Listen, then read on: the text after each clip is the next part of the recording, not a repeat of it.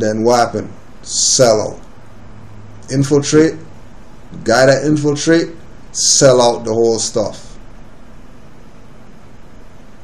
And now they have you now thinking being a sellout is conscious.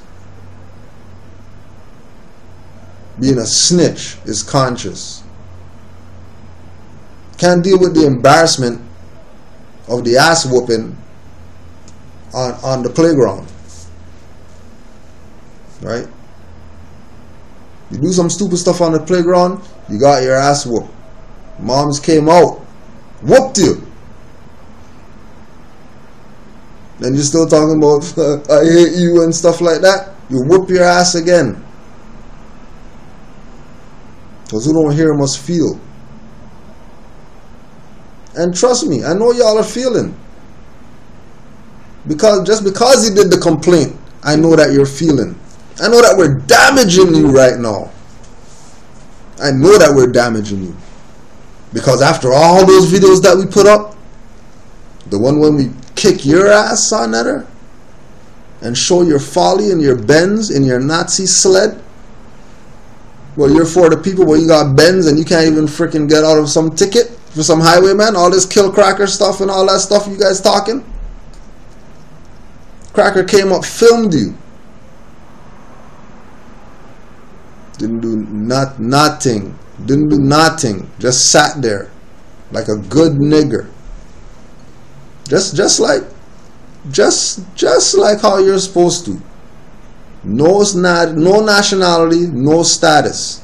And instead of manning up, you know, like Bam, manning up, say, yeah, I got a problem. I touch all them boys that are men now. I have a serious mental problem. I need help. We'll find some, you know what I mean? We'll call Oprah or something like that. You know what I mean? We'll get them help for you. Nah, you want to man up. You want to play around. You want to dance around stuff. When you're stateless. Man called you Gary. You didn't do nothing about it. Then one of these guys out here called you Frank Gary. You want to defend something about your son at her. Did nothing with the highwayman. Zero. Sat there. Sat there. Right? Sat there. And remember, keep in mind that all those other videos we did, now what does that tell you now? Because I think he even complained on Rami with the 50,000 view video that he's an agent. They got it going on right now. That's 3 times they got it going on right now. 3 times it did it. Right? So honors to all the Moors that stood up for their birthrights in those videos. You know what I mean? Trust me. Trust me. That video, right? And then the Kickstarter was Moorish American 720. Make sure you go on their YouTube, watch all their stuff. Real short. You could just share those ones with people. Just because they're short. You don't have to sit through no 2-hour lecture. Give them a 5-minute thing, right? That's the one right there. All the little 5-minute ones. Moorish American 720. Islam to all the 720 Moors again, right? So 817. So we're still gonna, you know what I mean? We're not done. We're not done. Even though we got stuff coming up at 9:30. MHHS, Blog Talk Radio, Eyes Wide Open show / class. You know, you learn something there. You know, I'm not done. Just need to get into a couple more things right here. Now, what you'll notice also too. Actually, let's just put this one out here for all these guys. The choker necklace has a long and storied history. You'll find examples of it centuries ago in Chinese, Native American, Indian, and Egyptian cultures. Let's take a look at some of the choker's historic highlights. During the French Revolution, women took wearing red ribbons around their necks to pay homage to those that met their death at the guillotine. Manet's famous painting, Olympia, depicted a prostitute wearing a black ribbon around her neck. During this era, a ribbon around the neck could mean a woman was a prostitute. Some of history's most famous chokers can be found in Degas' ballerina paintings, of which he did many in the 1870s and 1880s. Royal Trend, Alexandra, Princess of Wales, reportedly wore thick rows of pearls and velvet to cover a scar on her neck, which made her self-conscious. Alexandra, Princess of Wales, was said to have been influenced by the Indian dress and jewelry during her numerous tenures in India. Upscale chokers are markers of the elite. The term dog collar and these designs incorporated luxe diamonds, pearls, blah blah.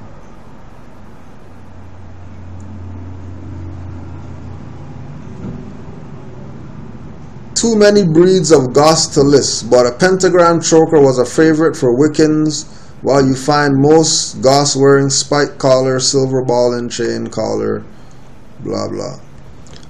Brought all that up to say, the history of choker necklaces transcend cultures.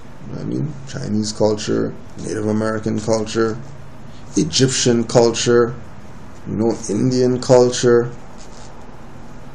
and they've gone through many different transformations. And one thing that was really interesting is that men wear no chokers.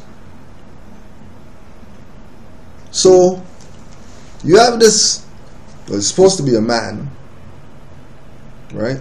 It's supposed to be a man, and he's got a choker on with an ankh on it, right? Like straight choker, like not I'm the Hulk and this 10-inch chain is because my neck is big. He's straight wearing a choker. When we check the history of chokers,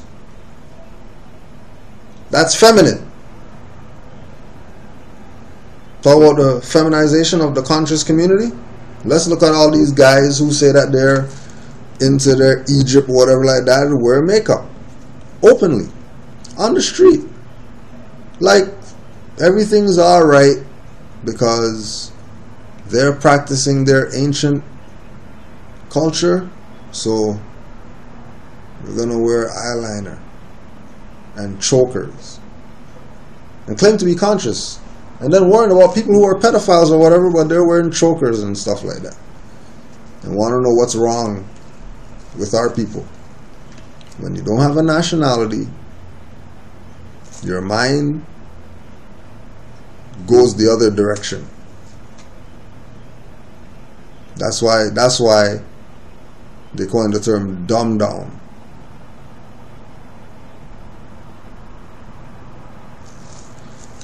Side lock of youth. So don't forget, this is a man wearing a choker. Alright? Now let's get to this lock of hair thing that he reps so hard.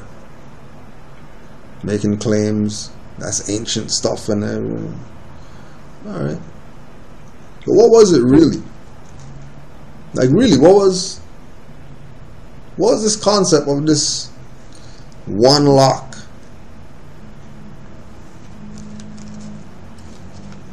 Side lock of youth. The side lock of youth, also called Horus lock, Prince's lock, princess lock, or side braid, was an identifying characteristic of the child in ancient Egypt. It symbolically indicates that the wearer is a legitimate heir of Osiris. The side lock is used as a divine attribute from at least as early as the Old Kingdom. In early depictions, the side lock can be seen with short hat-like hairstyles in, for example, mortuary cults. Later, it was usually attached to an almost shoulder-length wig, which was worn in 3 styles: curled, straight, or tressed.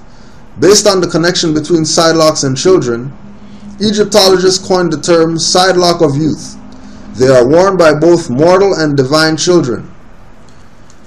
Now, if you haven't noticed, side locks are for children. Now,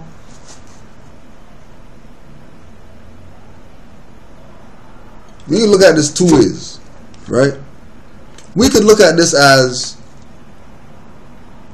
an immature man, right? Immature man. Or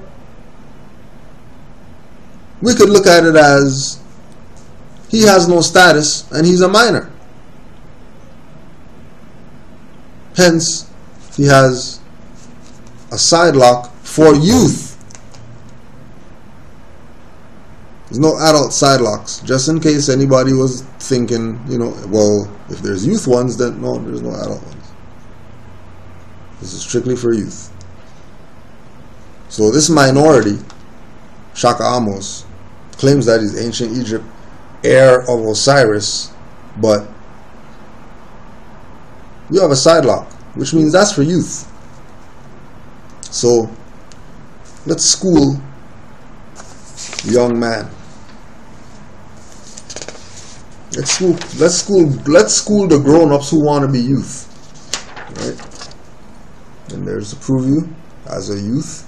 Right? You could just look at the leg shape and, you know what I mean? No muscle distinction.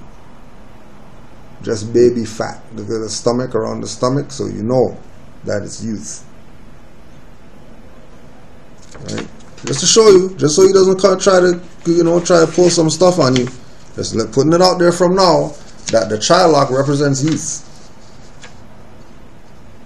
Right? Sitting on the lap, youth. Then, yeah, right, the belly fat. Okay, now blocking his mouth. So as the youth with the heru lock blocks his mouth. All right. Why is it here? Why is the youth with the heru lock blocking his mouth? This is why mother, respectful mother, Moabitess of the Moorish nation, don't feel ways to pull off your belt on some peoples. Don't feel well to pull off your shoe. The wooden spoon and the stuff, hanger and all that stuff, don't be afraid. You know, you're the mother, Moabitess. You're the ancient matriarch. So feel free to discipline your sons whenever you know what I mean? Whenever you get fed up with all this stuff going on, just because of people playing games with the birthright that you gave us.